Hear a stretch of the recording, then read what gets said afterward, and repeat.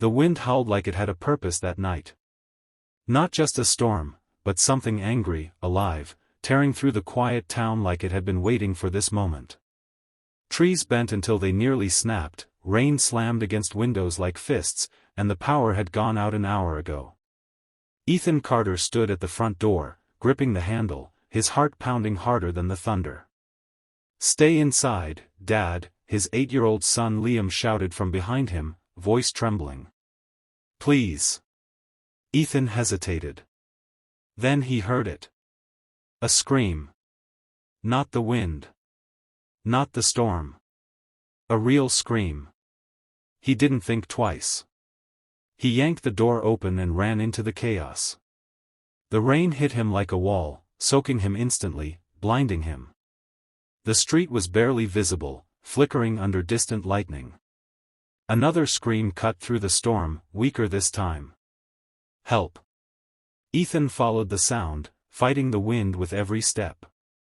His boots slipped on the soaked pavement, branches crashed around him, and somewhere nearby, a car alarm wailed uselessly into the storm.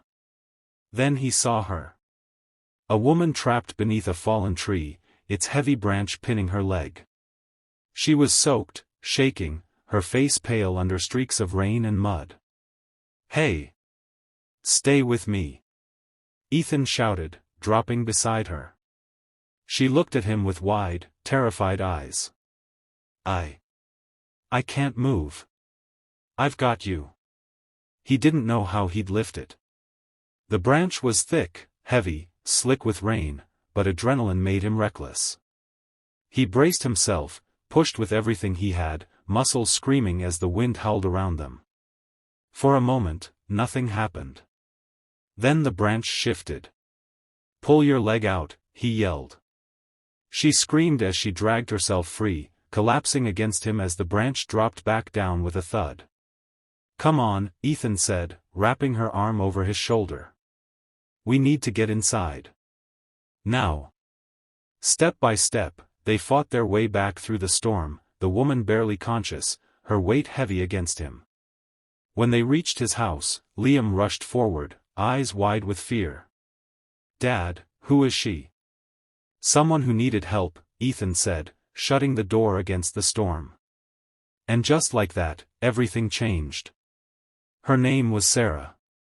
By morning, the storm had passed, leaving behind silence and destruction. Fallen trees blocked roads, power lines were down, and the town looked like it had been shaken awake from a nightmare. Inside Ethan's small house, things were quiet. Too quiet. Sarah sat at the kitchen table, wrapped in a blanket, staring into a cup of tea she hadn't touched. Liam peeked at her from behind the doorway, curiosity battling shyness. Ethan leaned against the counter. "You should see a doctor. That leg." "I'll be fine," she said quickly, too quickly. Something in her tone made Ethan pause. "You don't have to rush off," he said gently. "Roads are blocked anyway. Stay until things clear up." She hesitated. Then nodded. "Just for a little while." Days passed. The town slowly recovered, but Sarah didn't leave. At first, Ethan told himself it was because of the storm damage. Then because of her leg. Then because she didn't have anywhere else to go. But the truth was, something didn't add up. She barely used her phone. Flinched at sudden noises. And every time a car drove past the house, her eyes would dart to the window like she was expecting something, or someone. Liam, on the other hand, adored her. "Can you stay longer?" he asked one evening, sitting beside her on the couch. Sarah smiled softly, brushing his hair back. "Maybe a little longer." Ethan watched from the kitchen, arms crossed. There was warmth in the house now, something that hadn't been there since Liam's mother passed away 3 years ago. But warmth didn't erase suspicion. And it didn't answer the question that kept growing louder in his mind. Who was she really? The answer came one night. Ethan woke to a noise, a soft creak, like the front door opening. He got up quietly, stepping into the hallway. Sarah stood by the door, a small bag in her hand. "Leaving?" he asked. She froze. For a moment, neither of them spoke. Then she turned, her eyes filled with something he hadn't seen before. Fear. "They found me," she whispered. Ethan's chest tightened. "Who?" She hesitated. Then everything came spilling out. "I wasn't just caught in the storm," she said, her voice shaking. "I was running." "From what?" "From my husband." The word hit like thunder. "He's not normal," she continued. "He's dangerous. Controlling. I tried to leave before. He always found me." Her voice broke. "This time, I thought the storm would cover my tracks." Ethan felt a slow, burning anger rise in his chest. "And now?" he asked. "He knows I'm here," she said. "Or he will soon. I can't put you and Liam in danger. I have to go." She reached for the door. Ethan stepped in front of it. "No." She looked at him, stunned. "You're not running again," he said firmly. "Not alone. You don't understand." "I understand enough," he cut in. "You're scared. You've been hurt. But leaving like this? That's not safety. That's survival. And you deserve more than that." Her eyes filled with tears.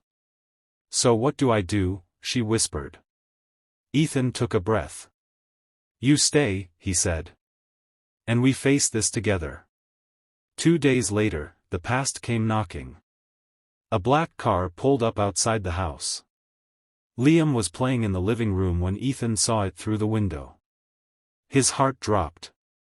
Sarah went pale. "That's him." The air turned heavy. "Take Liam upstairs," Ethan said quietly. "No," Sarah said, grabbing his arm. "He's dangerous. So am I when it comes to protecting my family." The word slipped out before he could stop it. "Family." Sarah looked at him, something shifting in her eyes. Upstairs, Liam's footsteps faded. Downstairs, the front door rattled under a hard knock. Then another. "Sarah," a man's voice called. "I know you're in there." Ethan opened the door. The man standing there looked calm, but his eyes were anything but. "You must be Ethan," he said smoothly. "I'm just here to take my wife home." "She's not going anywhere with you," Ethan replied. The man's smile faded. "You don't understand what you're getting involved in." "No," Ethan said. "You don't." For a moment, the world held its breath. Then Sarah stepped forward. "I'm not coming with you," she said, her voice stronger than before. The man's expression twisted. "You think this changes anything?" "It changes everything," she replied. Sirens sounded in the distance. The man's eyes flickered. "You called the police?" he snapped. Ethan didn't answer. He didn't need to. The man glared at them one last time before turning and walking away, disappearing just as the flashing lights approached.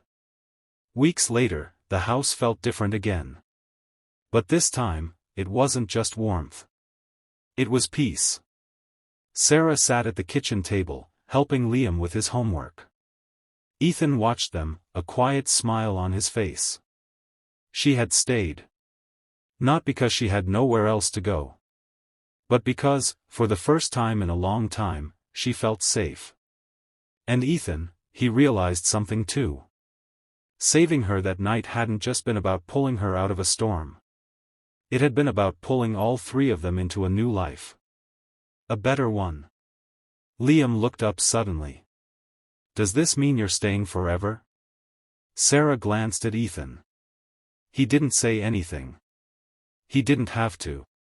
She smiled. "Yeah," she said softly. "I think it does." Outside, the sky was clear. No storm. No fear. Just a quiet reminder that sometimes, the darkest nights bring the brightest beginnings. And sometimes, saving someone else ends up saving you too.